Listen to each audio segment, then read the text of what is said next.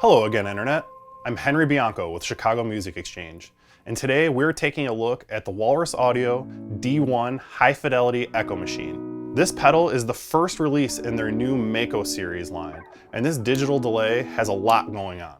First thing I noticed when I saw this pedal for the first time was the design. You can actually see that there's this sort of riser that is ergonomically designed to kind of be a little more functional with your foot when you're trying to switch and hit pedals on your pedal board.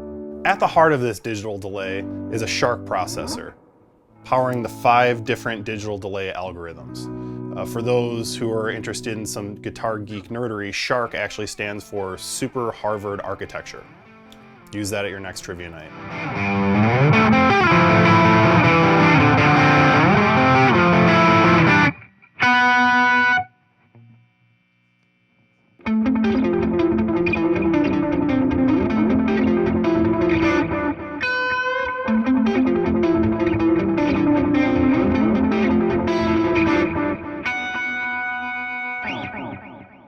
Let's take a quick tour of the pedal. You can see there's 2 switches here for bypass and tap. True stereo in, true stereo out, full MIDI in and out. At the top here, we've got some controls that you're probably used to seeing on a delay pedal. The time control will go from 60 milliseconds up to 2000 milliseconds. Repeats will go from 1 repeat to near infinite, and mix will go from fully dry to fully wet. Below that in the middle is where you select your 5 different delay algorithms. That's digital, which is kind of your exact repeat of the note that goes in, you can get out. Modulated, that's going to give some random modulation to the repeats of the delay. Vintage, that's where you're going to go if you want to get some more of the tape and analog flavors. Dual is very interesting and unique.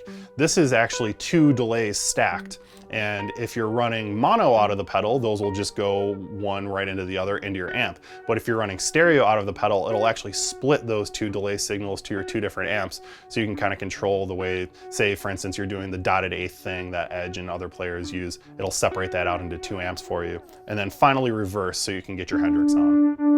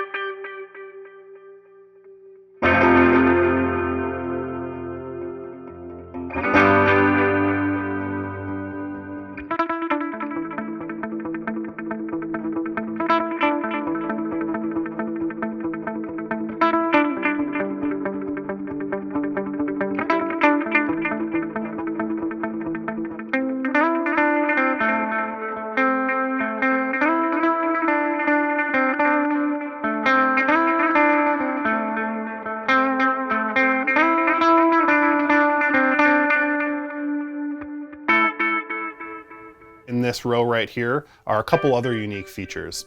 First, I'll mention this tweak knob. And the tweak knob actually works in tandem with the tweak switch underneath it. It's a 3-position switch that controls modulation, tone, and age.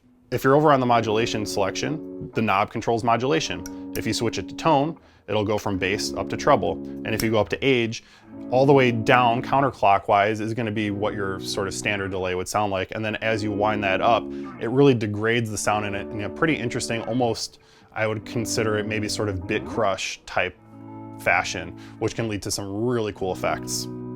Over here is the attack knob, and this is one that I think might actually be unique to this pedal, especially in a pedal this size. I don't know of another one that has this.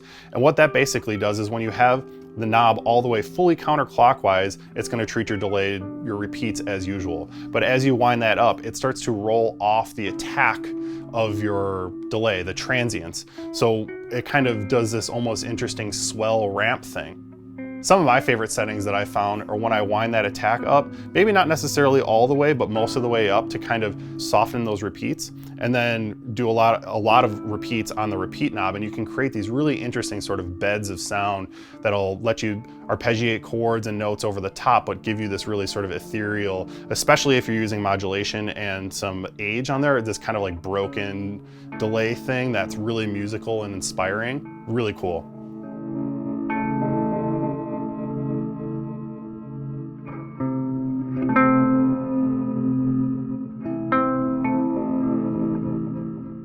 Super stoked about this pedal with how much that Walrus was able to pack into such a little box. It sounds amazing. It's really easy to use, but it can get really deep if you want to.